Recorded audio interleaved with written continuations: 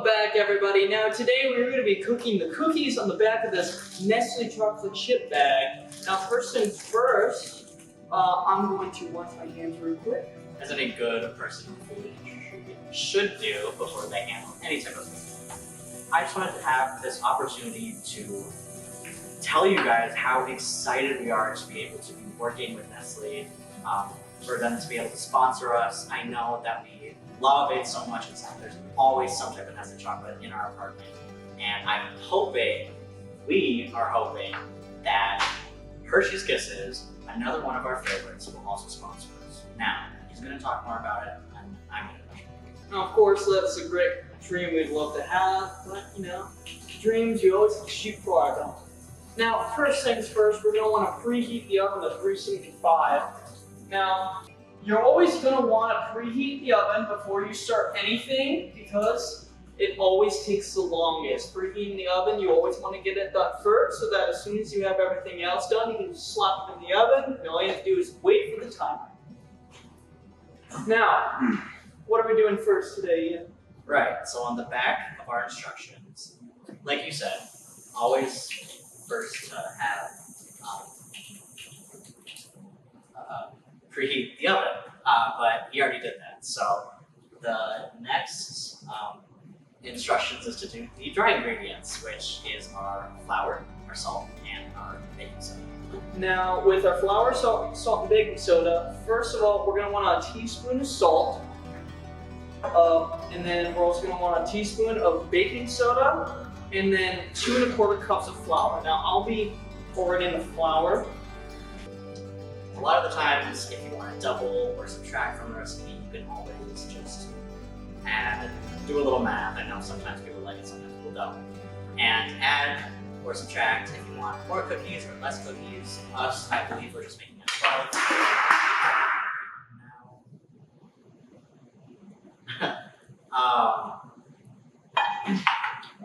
Anyway. Now we got the dry ingredients in. Perfect. Now, next things we're going to want to get the wet ingredients. Which is our sugar, our brown sugar, our eggs, And our butter. And vanilla and our extract. Now, let's get our butter in there. You want to get that? right? This recipe calls for 2 sticks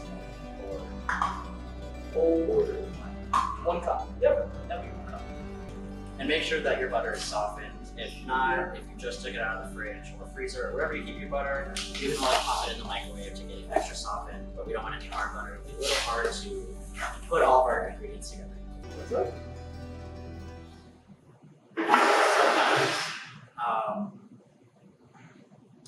Anyways, You shouldn't be afraid to get your hands a little dirty, right? So you can always wash your hands. now with brown sugar, usually when you're measuring it, you're going to want to basically put the measuring cup into the bag, and then you're going to want to pack it in the bag. Brown sugar, it expands a lot, so packing it in the bag and using a knife and then just kind of splitting off the difference is the best way to do the brown sugar. Now I just did a 1/4 cup, now I need a 1/2 cup. Where is 1/2 cup? There we go, look at that. Perfect.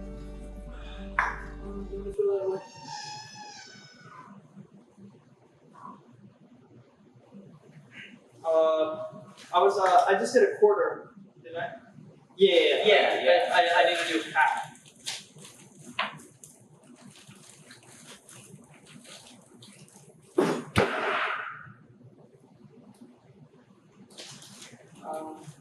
Anyway, Give a little doing it the wrong side of the neck. You're gonna want to do it on the flat side of the knife whenever you're working it out. So that's brown sugar, and then we need the vanilla. We need 1 teaspoon vanilla. I know that whenever I was making cookies when I was younger, my mom would always add just a little bit more vanilla, just to have a sweeter taste, but we won't do that today. Now, when it says beat the butter, of course, you don't want to be too aggressive with it. It mainly just means that you're kind of basically pushing it into ingredients, mixing it together, and it works out better than if you just mix it or stir it. You don't want to stir, but you're basically, all it's asking is just for you to force all the sugars and extract and etc. to go straight into it. There we go. Kind of want to make it into a bit of a paste. Now, as you can hear, the oven is done, so we're working perfectly on time. Now, next we're going to want to add, we want to add the eggs. Now, 3 eggs, 2 eggs. So I guess I can crack an egg and you can crack an egg. Now, these eggs were grown on our farm, so they're nice and fresh. Now, of course, one of the biggest things when cracking eggs is you never want to get a shell in the egg. Shell in the bowl. If you guys notice, we're kind of making a little bit of a mess with our flour, but that's okay.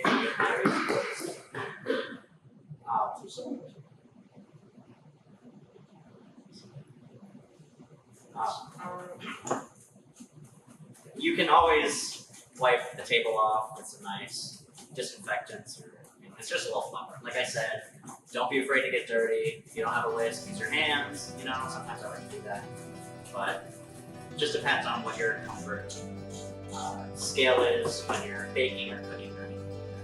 Now, it looks really good. When you're whisking it, you always want to go in a circular motion. You're pushing down on it so that it adds more control on it. Now, what we're going to want to do next is we're going to want to gradually add flour. So he's going to gradually add flour while I keep whisking it.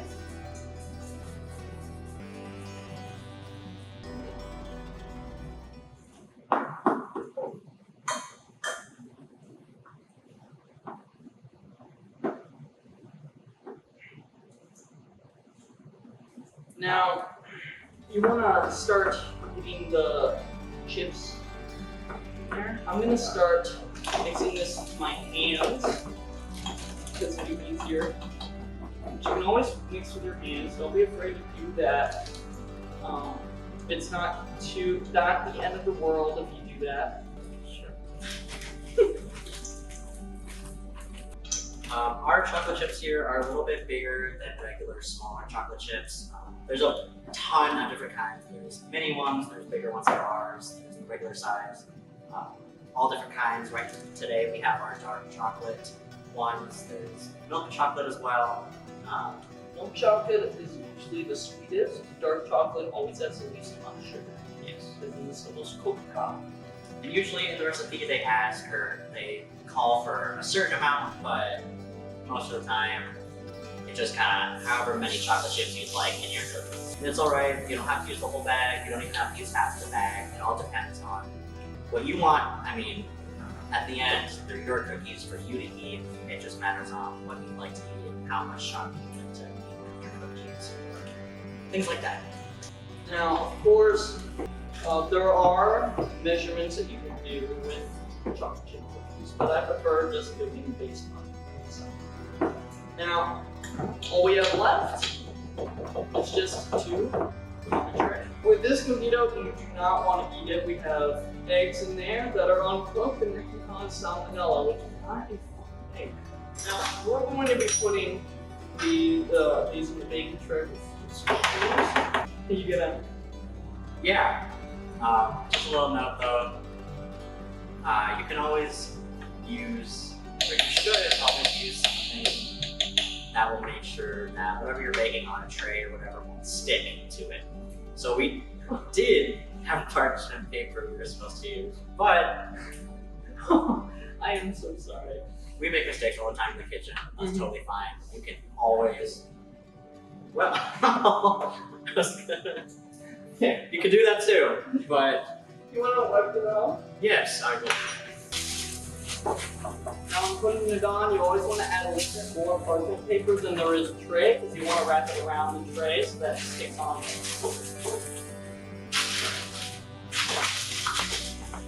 There you go.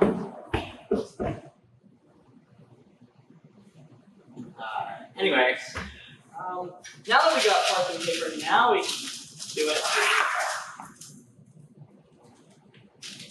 Weird.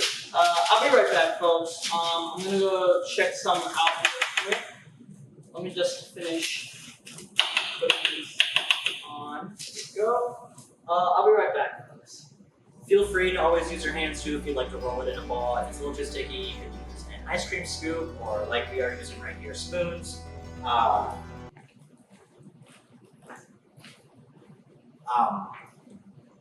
Yeah, so it usually doesn't take long, depends on how big you want your cookies. We're having ours a little bit smaller because we have smaller spoons, but that's okay. Again, it's all about what you want for your cookies. So what we're probably gonna do here is we're probably gonna do rows of 3, however long that we can get on here. Make sure that they're spaced out just enough so that you don't have them baking together, you know? So I'm just gonna use my finger right here to push it onto the tray. And I'm gonna make sure that they're separated just enough for them to not bake into each other, right? So that one.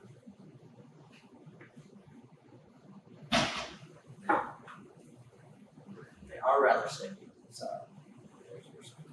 Oh no, I know they are sticky. This is gonna create 12 cookies. Okay.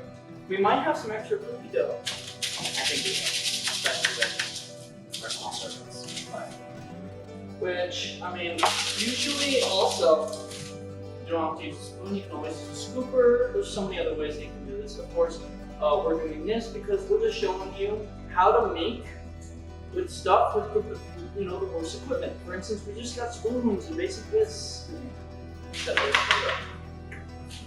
everyone has a chance no matter what equipment they got. You know? Like I said earlier, we all start somewhere. You know, we don't need these super big mixing machines and like $100 whisks just to make good cookies. I think that they're easy, as long as you make it right. It says to bake for 9 to 11 minutes or until golden brown. Well, I usually always go in the middle. I always, for this one, let's just do 10 minutes. I always like going in the middle because going in the middle is like the best. Now, we just got it all done. We have a lot left, so it looks like we're going to be making many more trays of this.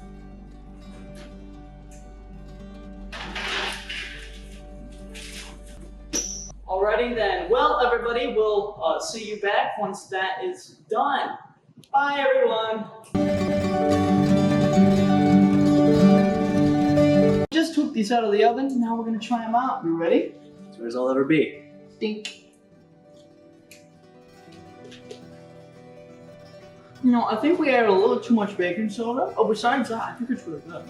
Yeah, you can definitely tell that the richness of the dark chocolate just really adds to it. Oh my gosh, yeah. No, I completely agree. Dark chocolate is what makes it. For sure.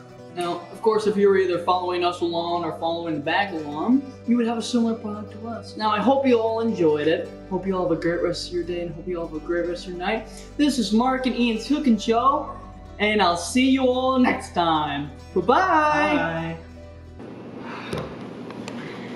Bye. Mark. What? I mean, fuck, I can't explain anything, but it's an old building. Old building. Oh yes, because old buildings just they turn sinks on magically, right?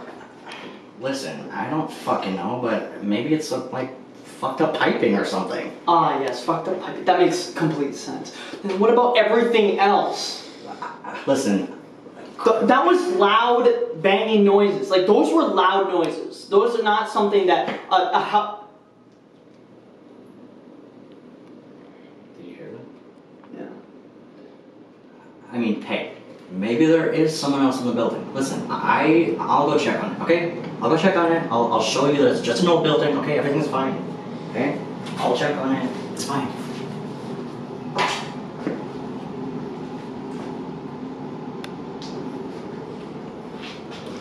Ian! Ian, you won't open!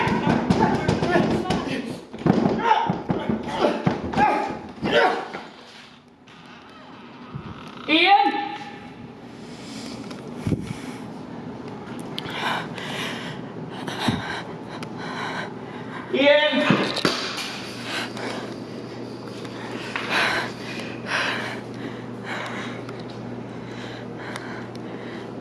And